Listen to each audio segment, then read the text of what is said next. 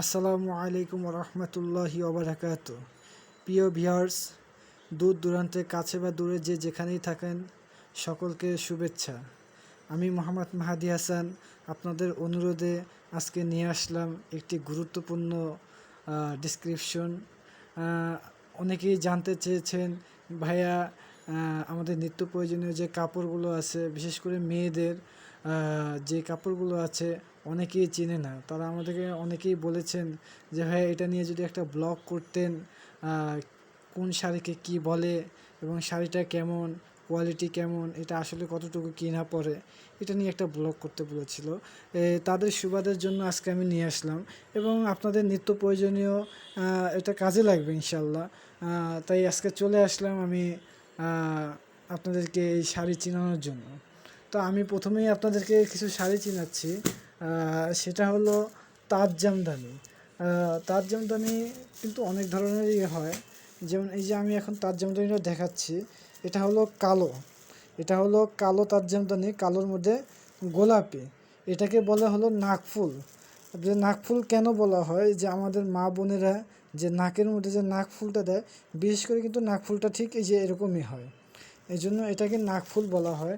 আর এগুলোর পায়ের কিন্তু খুব সুন্দর, খুব সুন্দর পায়ের, দেখতেও মাসাল্লাহ খুব সুন্দর লাগে, অসাধারণ লাগে।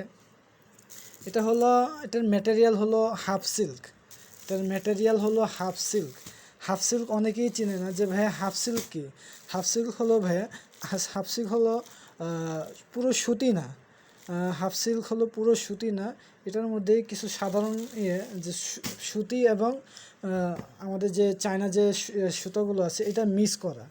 এই যে এটাকে বলে হলো, এটাও তাঁত জামদানি, এটা হলো হানিকম। হানিকম এটাকে এই কারণে বলা হয় যে আমাদের যে মধুর চাকগুলো আছে, মৌমাছি যে মধুর চাকের বাসার মতো দেখতে, এজন্য এটাকে হানিকম বলা হয়। এটাও মূলত হাফ সিল্কের তৈরি। আমি আবারও বলছি, হাফ সিল্ক হলো সুতি এবং চায়না সুতার মিশ্রণে।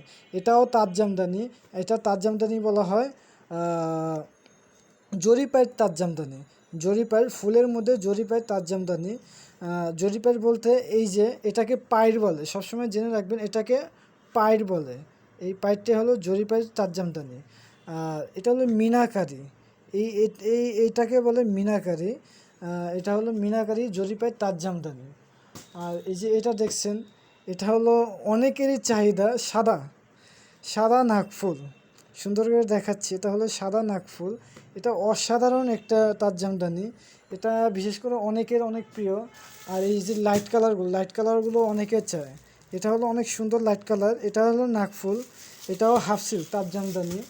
আর আপনাদের জন্য আরও কিছু আছে শাড়ি। এই যে এটা দেখছেন, এটা হলো মসলিন টিস্যু, যেটা একদম সম্পূর্ণ সিল্কের। ওই যে বললাম না চায়না সুতা, এটা চায়না সুতার। এই পায়েরগুলো হলো গোল্ডেন কালারের, অনেক সুন্দর মসলিন টিস্যু। আর এখন তো ইদানিং বের হয়েছে বেলপাতা, এগুলো অনেক সুন্দর, এগুলোর ভিতরটা অনেক সুন্দর দেখতে। এটা আপনার সিল্কের মধ্যে। আরও কিছু শাড়ি আছে, যেমন আমাদের সুতির মধ্যে অনেকে সুতি খোঁজে, এটা হলো সুতির মধ্যে চেক শাড়ি, সুতির মধ্যে কালো এবং সাদা, এবং পাইরটা হলো গোলাপি কালার, খুব সুন্দর। এটা সুতি শাড়ি। এই সুতি শাড়ি এটা পিওর সুতি, আমাদের যে দেশি কটন আছে এই কটন দিয়ে তৈরি হয়।